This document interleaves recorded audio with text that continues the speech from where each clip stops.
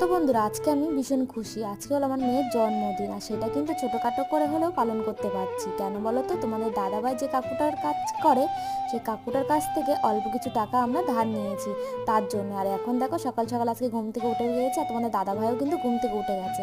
তাই ও আমাকে video clip করে দিচ্ছিল, ওই জন্য কটা ভিডিও তোমাদের সাথে শেয়ার করতে পারছি।